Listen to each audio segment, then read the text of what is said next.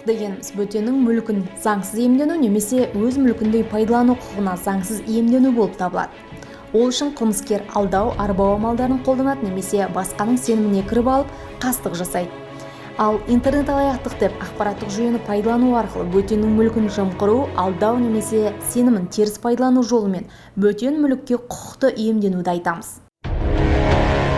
Қылмыскер бұл жерде компьютер, смартфон, планшет секілді заманауи құралдардың көмегімен интернет арқылы адамдарды алдап, арбап, олардан ақша бопсалау немесе мүлкін жымқыру секілді жымысқы әрекеттерге барады.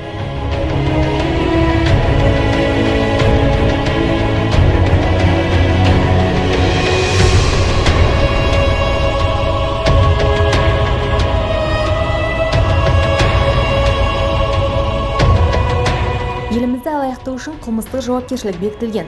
Қазақстан Республикасы қылмыстық кодексінің 190 бабында алаяқтық, яғни бөтен мүлкін жымқыру, немесе алдау, немесе сенімді теріс пайдалану жолымен бөтен мүлікке құқықты иемдену, мүлкі тәркіленіп, 1000 айлық есептік көрсеткішке дейін мөлшерде айыппұл салуға, не сол мөлшерде түзеу жұмыстарына 2 жылға дейінгі мерзімге бас бостандығынан шектеуге, не сол мерзімге бас бостандығынан айыруға жазаланады.